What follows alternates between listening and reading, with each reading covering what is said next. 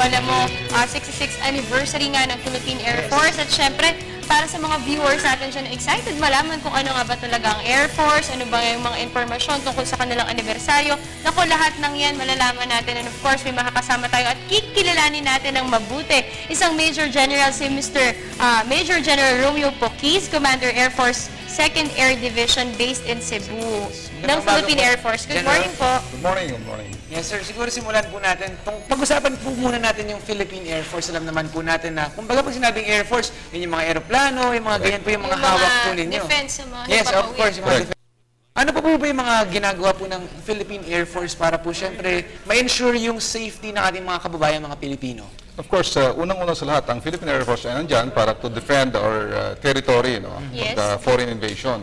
Pero sa ngayon, dahil malapit na yung ating tag-ulan, yung typhoon season, yung Philippine Air Force ay nakafocus ngayon sa ating disaster response operations para matulungan lahat ng ating mga communities na ma-prevent or makapagtulong pagka may actual na disaster. Sir, simulan natin, Sandro. Tanungin natin, sir, bakit po naisipan nyo magtrabaho under Philippine Air Force? Ano po ang nagtulak po sa inyo? Simula po ba, kabataan ninyo? Is this Talagang something gusto na niyo na dream po nyo na talaga? talaga maging piloto or talaga maglingkod sa bayan? Paano po ba ito nagsimula bago kayo naging isang two-star general? Okay. Una sa lahat, of course, nung bata, parang nai-impress ako sa mga sundalo, kasi doon sa aming area, nakita natin na maganda at magaling yung ginagawa nila doon sa aming community. So, yun ang tulak sa akin para maging sundalo rin balang araw. So I'm sure para maabot ni Sir kung anong kinatatayuan niya ngayon ay talagang ang dami rin niyang pinagdaanan. So would you like to share sa amin po kung ano po yung mga napagdaanan po ninyo or mga unforgettable experiences niyo po? Of course, pumasok muna akong kadete sa PMA noong 1977, kung saan, of course, we underwent rigorous training. Gumraduate ako noong 1981. At mula noon, na-assign ako sa Air Force. Pinili ko yung Air Force para maging piloto. Opo. And from then on, since 1981 hanggang ngayon, dito pa rin ako sa Philippine Air Force. Pero sir, ito matanong ko lang, kasi syempre, yung pagiging sundalo, dream nyo nga po, meron po ba mga nag-impluensya na kumbaga sa pamilya ninyo, like ang magulang nyo o mga close relatives na talagang kasama po talaga sa kasundaluhan ng ating bansa?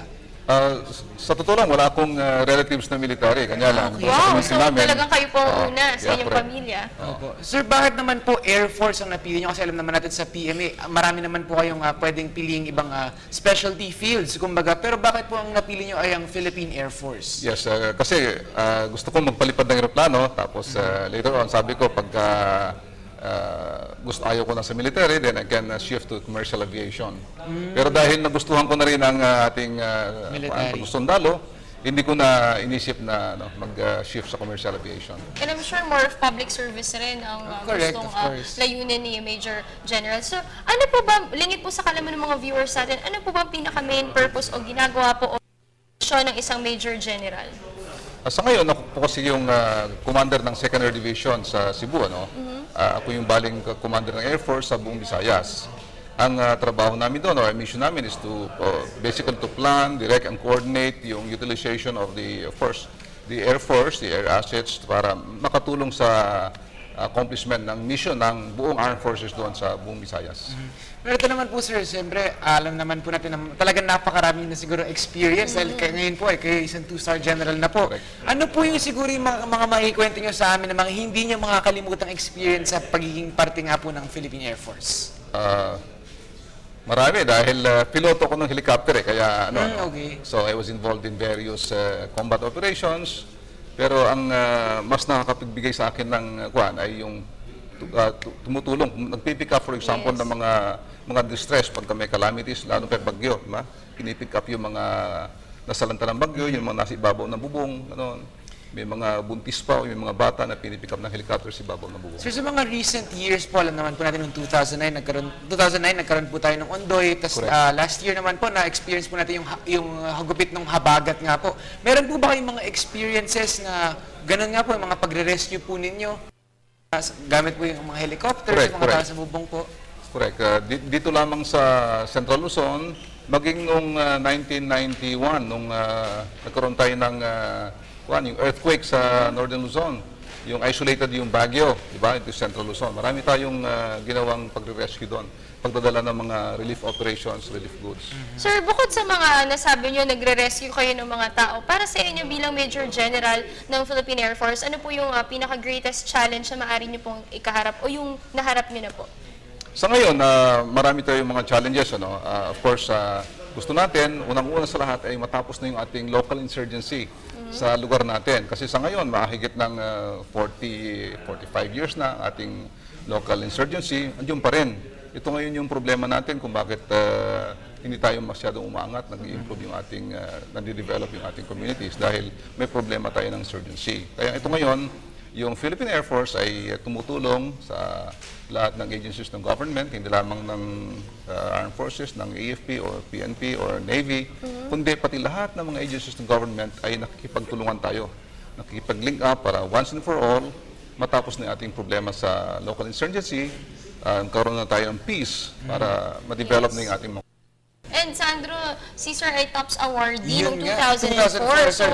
any experience po na maaari nyo pong ibahagi sa ating Siyempre, mga kumbaga, viewers? kaparte po kayo ng mga elite soldiers ng Pilipinas kasi ilan lang po ang napipili para maging awardee nga po ng TOPS. At kayo po ay mapalad na kasama po dun sa mga, isa sa mga 10 nung batch po na yun. Ano naman po yung mga experiences na may Sa totoo lang, marami sa kasundaluhan natin ang mga galing, di ba? Yung mga talagang nasa kanilang puso yung paninilbihan. Yes. Even at the expense of their comforts, yung kanilang security, at saka yung pag-aalay ng kanilang serbisyo sa bayan.